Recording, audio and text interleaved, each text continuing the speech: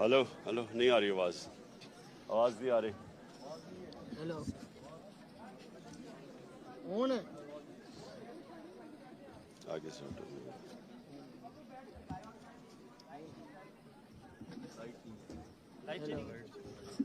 चलो कोई नहीं, मेरी आवाज चली जाएगी। ठीक है ठीक है ठीक है। अच्छा जी, चेक करो जल्दी से।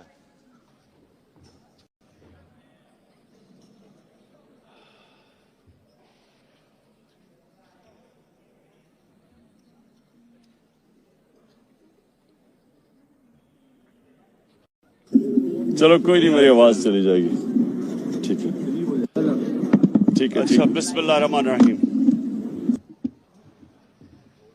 ओके, हेलो जी। चले ठीक है। अभी मेरी आवाज, अभी मैंने जलसे में भी तकरीर करनी है तो मेरी आवाज ही ना बैठ जाए शोर मचा के ऊंची ऊंची बोल के। अच्छा जी, मैंने तो बड़ा ब्रीफ आज स्टॉप किया था क्योंकि मैंने मियाँ वाली में मेरा जलसा है, तो मैंने आज अपडेट लेनी थी। बहुत देर होगी, मुझे मौका नहीं मिला इधर आने का। मैं सिर्फ आप स्टूडेंट्स को दो चीजें कहना चाहता हूं। सबसे पहले कि ये आपको एक ऐसा सुनहरी मौका मिला है कि क्वालिटी एजुकेशन लेने का, और आप जो यहां स्टूडेंट्स हैं सब मेरिट के ऊपर आए हुए हैं। मैंने अभी प्रेजेंटेशन अंदर ली कि सारों की क्या ग्रेड्स थी यहां आने के लिए, तो ये ज्यादातर पाकिस्तान की यूनिवर्सिटीज से ज्यादा आपकी ऊंची ग्रेड्स हैं। बस एक तो यहां मेरिट के ऊपर लोग हैं। दूसरी चीज कि आपको इंशाल्लाह वो एजुकेशन मिल रहा है जो मैंने अभी फिगर्स देखी हैं कि कंप्यूटर साइंसेज में 90% जैसी ग्रेजुएट करते हैं उनको नौकरियां मिल जाती हैं, 90%।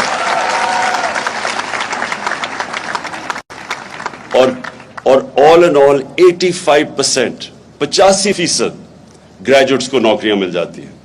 और वो मैं देख रहा था कि पे स्केल्स भी देख रहा था कि स्टार्टिंग सैलरी 70,000 से 90,000 है।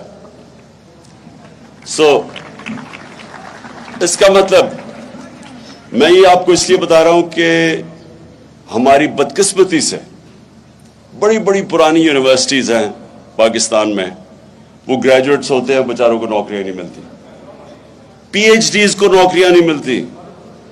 मैं जब प्राइम मिनिस्टर था तो पाकिस्तान के पीएचडीज ने मेरे घर के बाहर आके धरना दिया, जी हमें नौकरियां नहीं मिल रही। ये जो कनेक्शन है एजुकेशन का और एम्प्लॉयमेंट का, इसका मतलब कि जो आपको एजुकेशन मिल रही है उसकी माशरे के अंदर डिमांड है, तो वो रेलेवेंट एजुकेशन है। तो सबसे पहले तो मैं समझता हूं कि बहुत बड़ी एक इस नमल की कामयाबी है कि जो घरानों से बच्चे आ रहे हैं और ज्यादातर 95% स्कॉलरशिप पे हैं, तो वो सबको इस इंस्टीट्यूशन के बाद एम्प्लॉयमेंट मिल जाती है, वो अपनी फैमिलीज को संभाल सकते हैं, अपॉर्चुनिटीज है उसके बाद। और वो भी मैं देख रहा था कि 70% जो एम्प्लॉयमेंट मिलती है वो प्राइवेट सेक्टर में है। 70% प्राइवेट सेक्टर में। प्राइवेट सेक्टर का मतलब यह है कि आप कंपीट कर रहे हैं बाकी लोगों से। गवर्नमेंट सेक्टर के अंदर कंपटीशन नहीं होती, प्राइवेट सेक्टर में आप कंपीट कर रहे हैं। तो एक तो ये मुझे बड़ी खुशी हुई।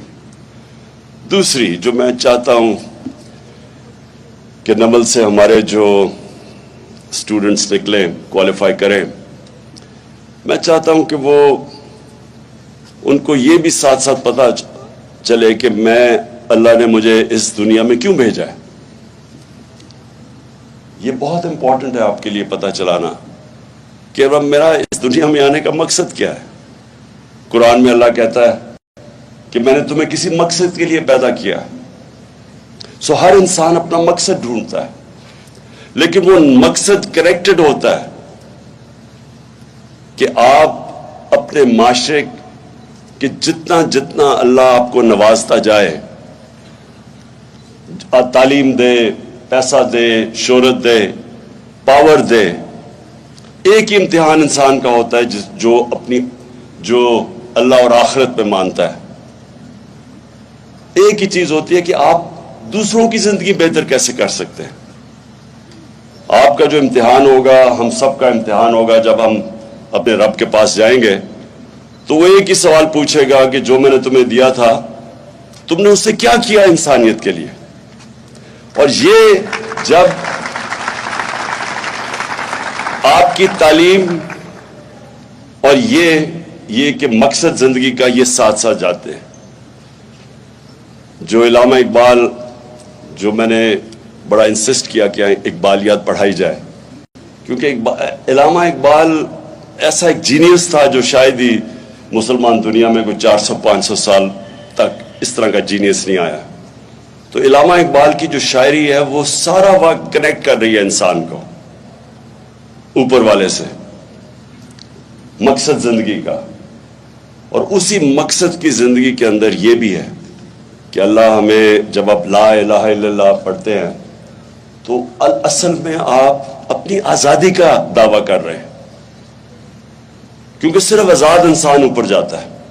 اقبال کا شاہین آزاد ہوتا ہے، زنجیریں توڑ کے وہ اوپر جاتا ہے۔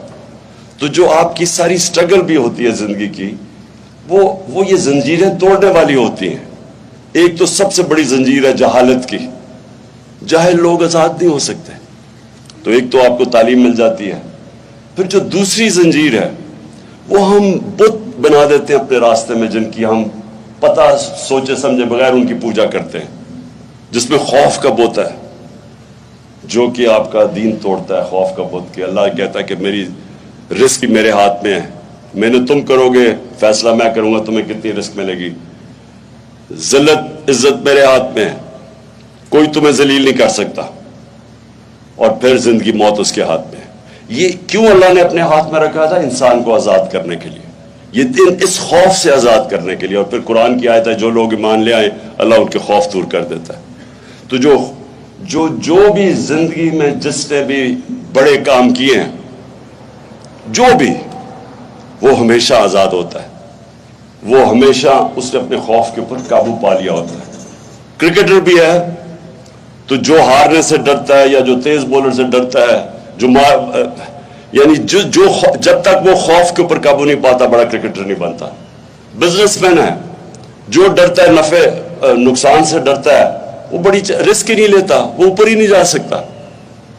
جو سب سے بڑی میں مثال دیتا ہوں، جو سب سے پہلا آدمی ماؤنٹ ایوریسٹ کے اوپر سب سے اونچے پہاڑ پہ پہنچا تھا، اس سے پہلے سب مر گئے تھے، یا وہ مر گئے تھے یا وہ فیل ہو گئے تھے ماؤنٹ ایوریسٹ پر چڑھنے کے لیے۔ تو اس نے اپنے خوف کے اوپر قابو پا کے اس نے پھر فیصلہ کیا، لاجک نہیں تھی۔ جو علامہ اقبال سارا وقت کہتے ہیں کہ عقل کا غلام نہ بنو۔ عقل تو کہتی تھی کہ اوپر کوئی جو چڑھے گا یا مر جائے گا یا فیل ہو جائے گا۔ ایمان ہوتا ہے، فیتھ ہوتا ہے جو کہتا ہے میں ادھر جا سکتا ہوں جدھر باقی نہیں جا سکتے۔ یہ آئیڈیلزم ہوتی ہے، یہ ایمان سے آتی ہے، اور یہ اپنے خوف کے اوپر قابو پا کے آتی ہے۔ تو آپ کے پاس ایک بڑی گولڈن اپرچونٹی ہے۔ ملک میں اللہ نے سب کچھ دیا ہے، ہماری بدقسمتی ہے کہ ہم کبھی حقیقی طور پہ آزاد نہیں ہوئے، فیصلے کوئی اور کرتا ہے ہمارے، باہر سے ڈکٹیشن آتی ہے۔ انصاف دوسری چیز آزاد کرتا ہے۔ انصاف کیا ہوتا ہے؟ رائٹس دیتا ہے، آپ کو حقوق دیتا ہے۔ جب نبی صلی اللہ علیہ وسلم نے مدینہ کی ریاست سنبھالی تھی تو انہوں نے سب سے پہلے عدل اور انصاف قائم کیا تھا، رائٹس دیے تھے، خواتین کو رائٹس دیے تھے، پہلی دفعہ غلاموں کو رائٹس دیے تھے، اور پہلی دفعہ انصاف دے کے جو معاشرے میں پھر خوشحالی آئی تھی۔ پہلے انصاف آتا ہے پھر خوشحالی آتی ہے۔ کسی بھی معاشرے میں جدھر انصاف نہیں ہے وہاں خوشحال نہیں ہے۔ ساری آپ ڈیولپنگ ورلڈ دیکھ لیں، ساری ڈیولپنگ، ہر غریب ملک دیکھ لیں، جو بھی غریب ملک ہے اس کے اندر انصاف نہیں ہے۔ اور جو سب سے خوشحال ملک ہے، وسائل کے باوجود وہ خوشحال ہیں کیونکہ وہاں انصاف ہے. سوئٹزرلینڈ میں کچھ بھی نہیں ہے. 99.9% ہے ان کا رول آف لا انڈیکس کہ سب سے زیادہ انصاف ہے. ساری مسلمان دنیا میں 20% سے کم انصاف ہے. ہم رول آف انڈیکس میں 20% سے کم ہے. سو یہ جو ہے یہ انسان پھر اس کے لیے جد و جہد کرتا ہے. آزادی کوئی دیتا نہیں ہے پلیٹ پہ. زنجیریں گرتی نہیں ہیں, توڑنی پڑتی ہے. آزادی کوئی ملتی نہیں ہے, چھیننی پڑتی ہے. میں بڑا خوش ہوں اور اتنی دھوپ پہ آپ بیٹھے ہوئے اس لیے میں نے بڑی مختصر تقریر کیا ہے. مجھے خوشی یہ ہے کہ اتنی زیادہ ہماری اس علاقے میں ہماری فیمل ریپرزنٹیشن ہے. یہ بہت خوشحال چیز ہے ہمارے ملک کے لیے. اور انشاءاللہ میں آپ سب ادھر سے میں ایکسپیکٹ کرتا ہوں کہ نمل یونیورسٹی سے اس ملک کی فیوچر لیڈرشپ نکلے گی. شکریہ.